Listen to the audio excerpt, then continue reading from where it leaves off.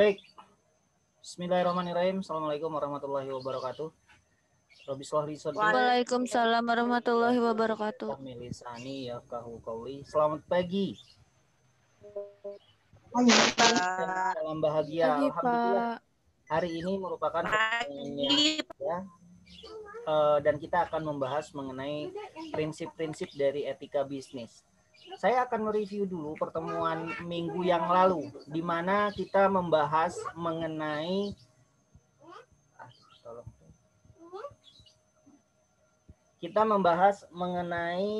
etika utilitarianisme, dan kita membahas mengenai deontologi dan teleteologi, di mana sebagai seorang pebisnis, di mana bisnis dianggap sebagai profesi yang luhur.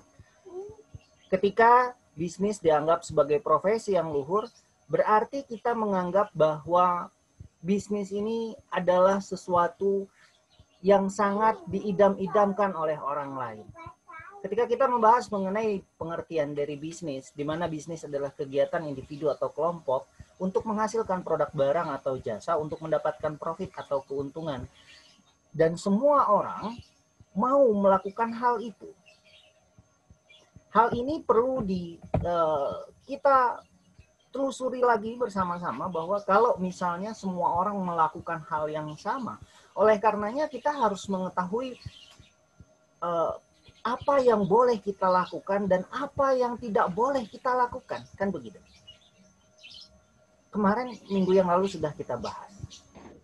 Di mana kegiatan yang kita lakukan harus bertanggung jawab. Tanggung jawab kepada diri sendiri, tanggung jawab kepada orang lain. Oleh karenanya kita mempelajari etika bisnis. Dan lanjutan dari materi tersebut, kita akan membahas mengenai prinsip-prinsip dari etika bisnis. Sebelum saya masuk ke materi, perlu saya sampaikan sedikit cerita mengenai salah satu wali yang pernah saya dapatkan. Jadi ceritanya begini. Ada salah seorang santri yang dikirim oleh ibunya untuk pergi menuntut ilmu ke salah satu pesantren, ceritanya begitu. Nah, si murid ini tidak diajarkan apa-apa oleh gurunya. Hanya diajarkan untuk menyerut batang kelapa untuk dia jadikan sapu lidi. Terus begitu. Ketika orang lain diajarkan kitab kuning, diajarkan dia bahasa Arab, diajarkan dia ilmu-ilmu agama yang lainnya, si santri yang dikirim oleh ibunya ini tidak diajarkan apa-apa. Selama 1 tahun kerjaan dia hanya menyerut saja. Menyerut batang kayu itu untuk menjadi lidi. Terus dia serut, terus dia serut, terus dia serut. Tetapi pekerjaan menyerutnya ini dilakukan di depan kelas.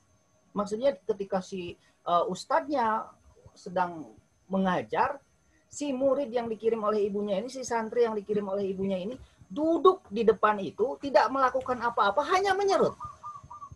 Menyerut lagi, menyerut lagi, menyerut lagi. Sampai dia lulus. Dalam pikiran si santri ini dia bertanya, kenapa saya tidak diajarkan kitab kuning? Kenapa saya tidak diajarkan ilmu tajwid?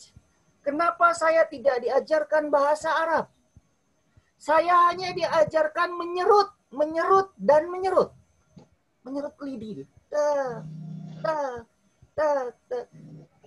Sampai tiba pada saatnya si santri ini akan lulus dan turun gunung dari pesantrennya. Ustadznya bilang gini, Pak Hajinya, "Nak, ilmu kamu sudah mumpuni untuk turun dan mengajarkan kebaikan pada orang lain." Ini yang dikatakan oleh si ustadznya ini pada si santri. "Ya Ustadz," katanya. Balik lagi dia bertanya, "Selama saya masuk ke pesantren ini, dari pertama saya masuk, tidak pernah saya diajarkan kitab kuning. Tidak pernah saya diajarkan pencak silat. Tidak pernah saya diajarkan untuk mengaji yang lain. Tapi kenapa Ustadz ketika saya mau lulus hari ini, saya disuruh mengajarkan dan menyebarkan ilmu yang diajarkan dalam pesantren ini.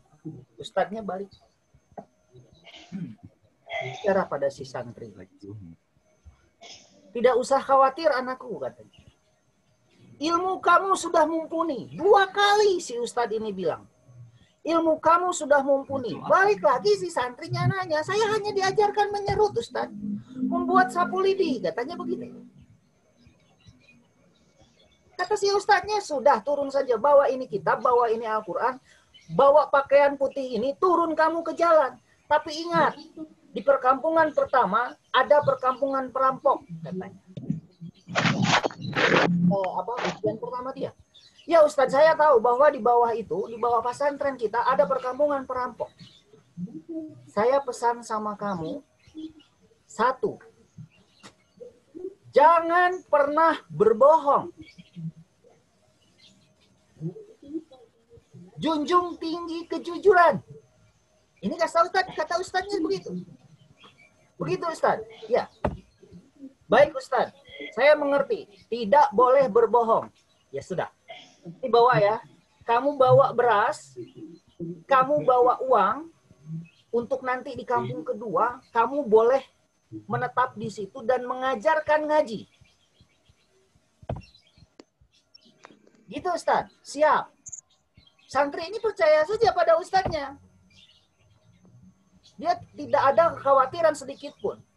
Walaupun dalam pikirannya dia bertanya-tanya, ketika saya pertama kali duduk dan masuk ke pesantren ini, yang dilakukan oleh Ustadz, yang disuruh oleh Ustadz pada saya hanya disuruh menyerut. Harinya si santri ini turun. Dia ingat pelajarannya hanya 1. Jujur. Jujur. Atas melitan. Dan jujur. Wali 2. Turun dia. Sampai dia di kampung pertama, betul. Di kampung pertama dia bertemu dengan perampok. Perampoknya 3 orang. Dari depan, dari belakang, dari samping. Santri ini deg-degan dia. Tuk-tuk. Waduh, sudah mulai ini ilmu pesantren saya tidak diajarkan pencaksilat oleh ustadz saya. Saya hanya diajarkan bahwa saya harus jujur. Perampok pertama bertanya. Berhenti dia. Dikenal di kampung itu perampoknya sadis. Main begal, main sabet, kan begitu. Berhenti si santri ini. Kemudian ditanyanya. Kenapa? Apa yang ada dalam tas pelana kuda kamu? Penuh sekali isinya. Coba kalian bayangkan kalau kamu ditanya sama orang dan kamu tahu bahwa isi tas kamu adalah emas, berlian, beras, uang, pakaian, dan persediaan untuk kamu mengajar di kampung yang kedua. Kira-kira apa yang akan kalian lakukan? Jujur atau berbohong? Tidak ada isinya, hanya pakaian. Kan begitu? Kalau kamu memilih jawaban yang pertama, kamu bakal dirampok. Yang terjadi adalah pembegalan dan pembunuhan. Oh, kamu bohong. Akan muncul perampok yang kedua dan yang ketiga. Tapi si santri ini ingat kata si ustadznya. Jangan pernah berbohong. Apa isinya? Santri berkata jujur. Berlian, emas, uang, beras, dan pakaian. Lalu si rampoknya bilang, kamu bohong. Nggak mungkin orang dari atas itu isinya emas dan berlian. Karena di atas itu cuma pesantren katanya. Oh ya begitu. Iya. Ya sudah lewat saja. Lewat dia di kampung yang pertama ini karena kejujurannya. Nah, coba kalau misalnya dia jujur. Kalau dia bohong, isinya pakaian. Si perampok ini tidak akan percaya, tidak mungkin kan? Dia ingat pesan si ustadznya bahwa saya tidak boleh berbohong sedikit pun. Itu salah satu cerita yang bisa kalian petik hikmahnya. Ini belum di kampung yang kedua, karena di kampung yang kedua dia berhadapan dengan preman. Setelah kampung perampok yang pertama dia lewat, masuk dia ke kampung yang kedua. Di kampung yang kedua dia bertemu dengan preman yang megang kekuasaan di daerah itu. Kata si preman begini, kamu mau masuk ke kampung saya, kamu harus berhadapan dulu dengan saya. Ini kata dia. Lagi-lagi si santri ini berpikir, astagfirullahalazim, katanya. Ustadz saya tidak pernah mengajarkan saya pencaksilat. Padahal santri yang lain selalu diajarkan oleh ustadz itu ilmu pencaksilat. Selain ilmu kitab kuning, selain ilmu-ilmu yang lainnya. Akhirnya datang si preman yang pertama itu, dia keluarkan jurus. Masuk pukulan yang pertama. Santri hanya diajarkan menyerut. Menyerut untuk menjadi sebuah lidi. Dia tangkap tangannya si preman itu. Dia serut. Ternyata ketika pertama kali dia datang, ustadznya itu sudah mengajarkan semua ilmu yang ada dalam pesantren. Ketika dia duduk disuruh menyerut, itu adalah ilmu silat yang sangat mematikan. Terkelupas kulitnya si preman itu. Astagfirullah, nggak mungkin ya si premannya bilang astagfirullah. Aduh, katanya. Sampai akhirnya kulit tangannya ini terkelupas, terlihatlah tulang dari si preman itu. Silahkan lewat, kamu lulus, katanya. Kata si preman itu. Padahal nggak pernah diajarkan. Cuman dia hanya tunduk, taat, patuh sama si gurunya ini.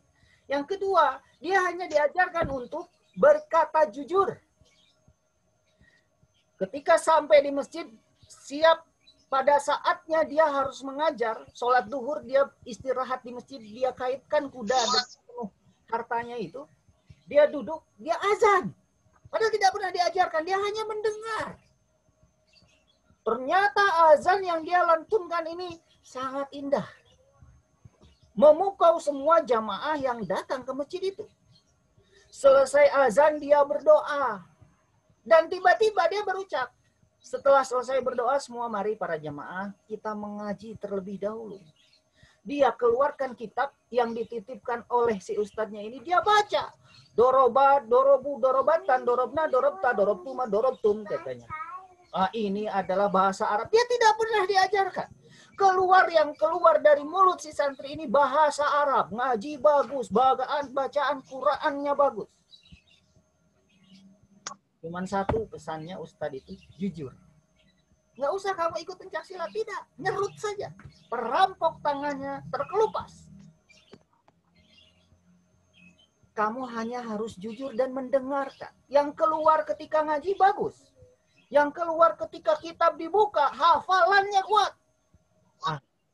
Mudah-mudahan dari cerita yang saya ceritakan tadi, bisa kalian petik hikmah dan ilmunya. Jangan lupa untuk berkata jujur, ikuti apa yang guru kalian katakan. Dalam etika bisnis, oke, sekarang kita masuk ke materi. Dari cerita itu, karena dalam etika bisnis, kita diajarkan untuk mempunyai prinsip menjalankan bisnis. Prinsip-prinsip etika bisnis. Kenapa kita perlu mempelajari hal ini? Salah satunya supaya bisnis kita bisa berjalan. Saya mempunyai contoh kasus. Saya akan coba lihat kalian ke share yang sudah ke layar. Saya sudah sharekan materi untuk hari ini, di mana kita akan berbicara mengenai prinsip umum etika bisnis. Secara umum, prinsip yang berlaku dalam kegiatan bisnis yang baik sesungguhnya tidak bisa dilepaskan dari kehidupan kita sebagai manusia.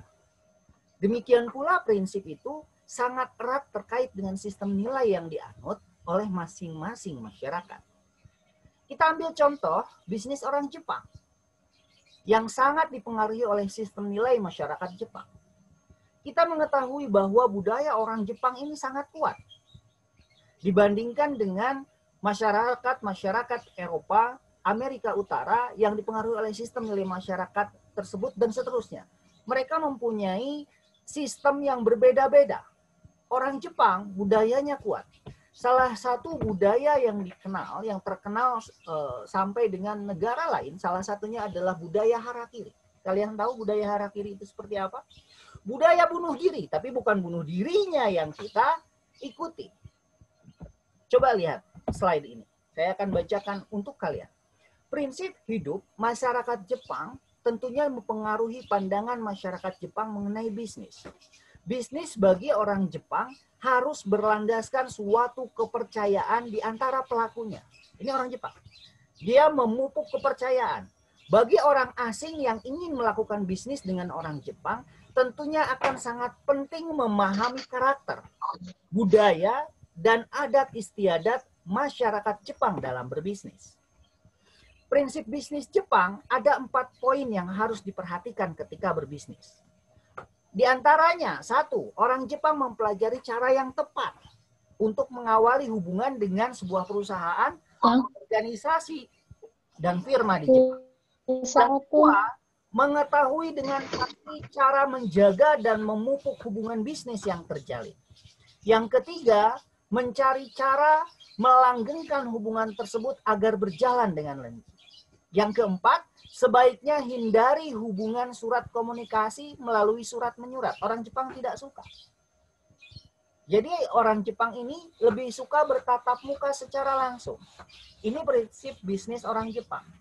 Perlu kita ketahui hal ini supaya apa? Ketika kita memulai bisnis dengan mereka, ini akan memudahkan kita. Terkecuali kalau misalnya saatnya seperti sekarang, saat pandemi kita tidak boleh bertemu dengan langsung, ya sudah online saja kan itu. Ini penggantinya. Budaya harakiri, budaya Jepang sangat kental. Salah satunya adalah harakiri. Harakiri dikenal memiliki semangat pantang menyerah yang tinggi.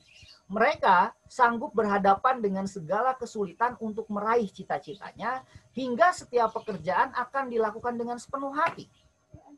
Namun, tidak jarang pula mereka menemui kegagalan.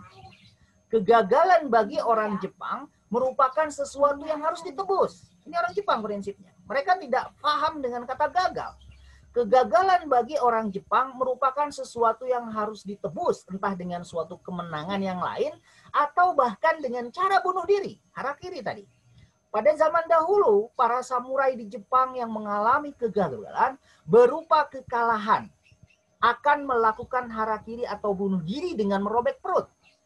Harakiri dipandang sebagai bentuk tanggung jawab atas kegagalan seorang samurai. Namun, di era modern ini, harakiri tidak dilakukan lagi. Walaupun demikian, nilai dalam hierarki berupa sebuah tanggung jawab ketika mengalami kegagalan masih sangat mengakar dalam kehidupan sehari-hari masyarakat Jepang. Coba kalian ingat, Jepang pada saat itu pernah dibom. Pernah dibom. Dan berapa cepat dia bangkit? Sangat cepat. Set. Bom meledak. Satu kota meletus. Bahkan satu negara mereka hancur. Tetapi karena Jepang mempunyai prinsip yang kuat, dia mempunyai etos kerja yang bagus, akhirnya Jepang bangkit. Negaranya bangkit. Mungkin prinsip-prinsip yang dimiliki oleh orang Jepang ini bisa kita adopsi di Indonesia untuk melakukan kegiatan bisnis. Yang pertama, semangat pantang menyerah. Yang kedua, semangat tanggung jawab. Yang ketiga, dia selalu komit dengan segala sesuatunya. Orang Jepang itu komit. Yang keempat, dia disiplin. Kedisiplinan inilah yang kita tiru. Prinsip-prinsip disiplin, etos kerja yang bagus. Tetapi jangan salah, ketika orang Jepang sudah bekerja dan dia lelah, dia punya kebiasaan di tempat kerja, silahkan kalian istirahat tidur. Di Indonesia belum ada, saya belum pernah melihat di perusahaan-perusahaan besar BUMN, baik itu Telkomsel, Bank Mandiri, atau Bank BJB yang pernah saya lalui. Ini belum pernah mereka boleh karyawannya tidur. Kalau misalnya dibuat di Telkomsel, dibuat menyenangkan atau fun, itu benar.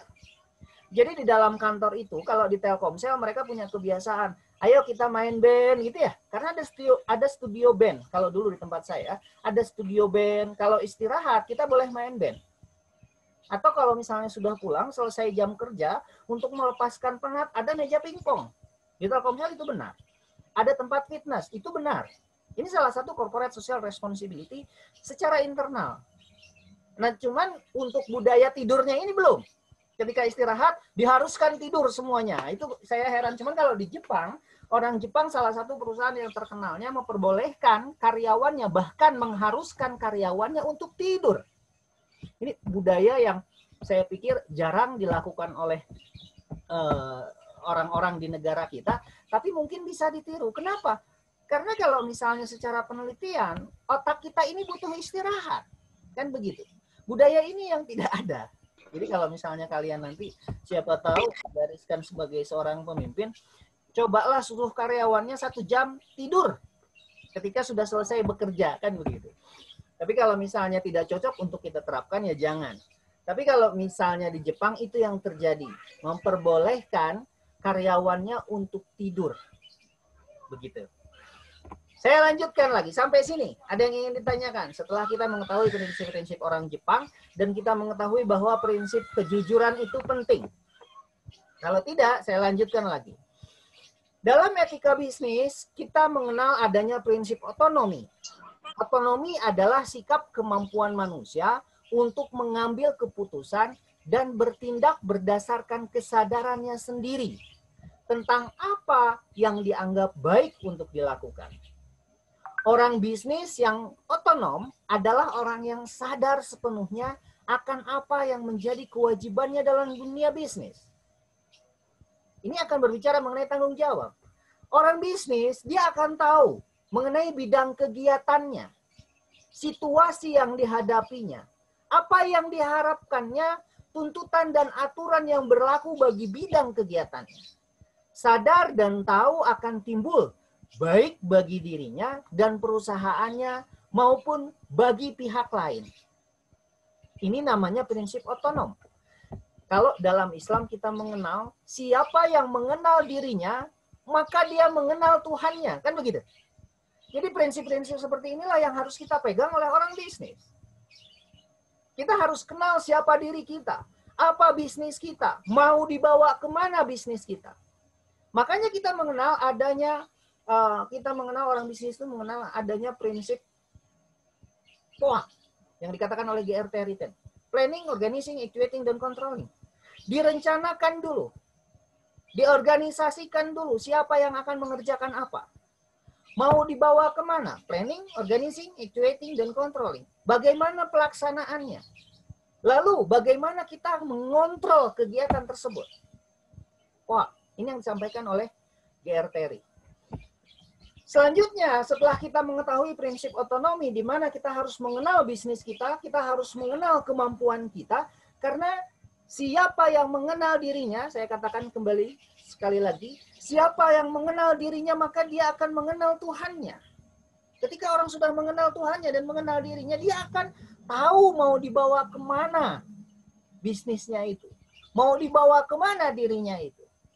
Dia tidak akan pernah oleng. Dia tidak punya kata-kata di dalam pikirannya, kapal oleng kapten. Tidak ada. Mau bisnisnya diterjang ombak, mau dirinya terkena masalah. Kalau dia tahu siapa dirinya, saya bisa menyelesaikan ini. Ketika saya terkena masalah, saya tahu bagaimana menyelesaikannya. Itu orang bisnis yang mempunyai etika. Pelaku bisnis yang bersikap otonom hanya memungkinkan bertindak secara etis kalau dia diberi kebebasan dan kewenangan penuh untuk mengambil keputusan dan bertindak sesuai dengan yang dianggapnya baik. Jadi, kalau kita sebagai orang bisnis harus tahu mana yang baik, mana yang tidak baik. Kita harus bisa memegang prinsip bahwa saya punya prinsip hidup yang baik. Ini karakter yang harus dibangun oleh orang-orang yang ada di setiap Perdana Mandiri Purwakarta, kan begitu. Tanpa kebebasan ini, pelaku bisnis hanya akan menjadi robot yang hanya bertindak tanduk dan tuntutan perintah. Kendali dari luar dirinya. Dia dikendalikan oleh orang lain. Karena dia tidak bisa mengendalikan dirinya sendiri. Hanya dengan kebebasan, seorang manajer ia dapat menentukan pilihannya secara tepat. Mengembangkan bisnisnya secara baik sesuai dengan apa yang diinginkannya. Namun dengan kebebasan saja belum menjamin bahwa seseorang bertindak secara otonom dan etis. Dengan kebebasan, seseorang bertindak secara buta tanpa menyadari apa tindakannya itu baik atau tidak. Ini yang harus kita redam. Otonom mengendalikan adanya tanggung jawab. Ini unsur lain lagi yang sangat penting dari prinsip otonom. Orang yang otonom atau dia tahu dirinya sendiri, dia tahu dengan apa yang dia lakukan adalah orang yang bertindak secara sadar akan kewajibannya dan bebas mengambil keputusan tindakan berdasarkan apa yang dianggapnya baik. Melainkan juga adalah orang yang bersedia bertanggung jawab terhadap keputusan dan tindakan serta mampu bertanggung jawab atas keputusan yang dia ambil. Ini orang bisnis. Jadi orang yang otonom adalah orang yang tahu akan tindakannya bebas dalam melakukan tindakan, tetapi sekaligus juga bertanggung jawab atas tindakannya. Ini unsur yang tidak bisa dipisahkan dari satu dan lainnya. Artinya orang otonom ini dia sudah bisa berdiri di kakinya sendiri, tapi dia bertanggung jawab. Ini yang ingin saya tekankan. Seorang pebisnis yang memiliki etika bisnis, dia teguh dengan keputusannya. Dia kuat dengan keputusan dan dia bertanggung jawab. Ini ciri khas seorang pemimpin yang harus dibentuk. Seseorang yang sudah mengambil keputusan apapun yang dia ambil, tanggung jawab. Begitu pula ketika kita berbicara mengenai bisnis. Ketika kalian mau berbisnis, ketika kalian menjalankan bisnis, tanggung jawab terhadap bisnisnya. Kira-kira kalau saya membuat bisnis ini dan keluar, apakah saya bisa, maksudnya produk saya dikeluarkan ke masyarakat? Apakah saya bisa bertanggung jawab dengan produk saya ini tidak membahayakan? Salah satunya itu. Makanya harusnya ketika kita mengeluarkan suatu produk, kita mengenal adanya ingredient atau bahan pokoknya apa. Ini salah satu bentuk tanggung jawab yang bisa kita lakukan sebagai seorang pebisnis yang mempunyai etika. Kita harus transparan. Kita menjual produk, contohnya makanan atau minuman. Salah satu bentuk tanggung jawab yang bisa kita lakukan adalah mengeluarkan ingredient atau bahan dasar dari produk yang kita keluarkan. Ini salah satu tanggung jawab kita. Contohnya begitu. Apakah berbahaya atau tidak? Bahan makanannya beracun atau tidak? Kan begitu. Ini yang harus kita pahami sebagai seorang pebisnis. Kesediaan bertanggung jawab sebagai seorang pebisnis adalah disebut sebagai kesediaan untuk mengambil titik pangkal moral.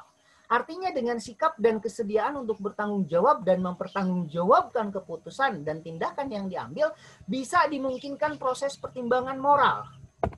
Ya maksudnya harus siap dengan tanggung jawab ini yang tadi. Selain tadi prinsip otonom, kemudian prinsip tanggung jawab, yang ketiga prinsip kejujuran. Sekilas kedengarannya aneh bahwa kejujuran merupakan sebuah prinsip etika bisnis. Karena mitos keliru bahwa bisnis adalah kegiatan tipu-menipu demi meraup untung. Harus diakui bahwa memang prinsip ini paling problematik. Karena masih banyak pelaku bisnis yang mendasarkan kegiatan bisnisnya pada tindakan tipu-menipu dan berbuat curang. Ini yang harus kita hindari. Coba kalian balik lagi, kalian ingat cerita saya mengenai cerita seorang santri. Santri itu tidak pernah diajarkan ilmu apapun. Bahkan baca kitab kuning saja pun tidak. Tapi ketika sampai di kampung yang kedua, santri ini bisa mengaji dengan lancar. Dia bahkan menjadi imam di masjid itu. Hanya satu, dia mendengarkan apa yang dikatakan oleh ustadznya, jangan pernah berbohong, jadilah orang jujur. Dengan kejujurannya, dia terhindar dari perampok. Dengan dia mendengarkan, dia punya tanggung jawab bahwa saya harus mendengarkan ustadz saya, datang seorang preman yang mau mengganggu dia, tiba-tiba tangannya diserut. Karena dia pegang prinsip, dia tahu bahwa mana yang benar, mana yang tidak benar, mana yang baik, mana yang tidak baik. Jujur, tanggung jawab, mengenal diri sendiri. Siapa yang mengenal dirinya, maka dia akan mengenal Tuhannya. Orang yang sudah punya prinsip, dia akan teguh dengan prinsipnya itu, tidak akan bisa digoyangkan oleh satu apapun. Baik. Saya akan hold dulu. Kita akan masuk ke sesi yang kedua. Sampai di sini ada yang ingin ditanyakan dulu? Sebelum saya membuat undangan baru.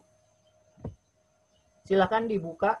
Saya persilahkan untuk kalian sesi tanya jawab mengenai prinsip-prinsip etika bisnis. Karena selanjutnya ada tampilan sebuah slide dari dan prinsip yang selanjutnya ini belum masuk ke prinsip keadilan. Kalian tinggal baca. Saya akan persilahkan kalian dulu untuk bertanya. Kalau ada yang ingin ditanyakan, saya persilahkan. Kalau tidak, untuk pertemuan hari ini akan saya tutup dulu.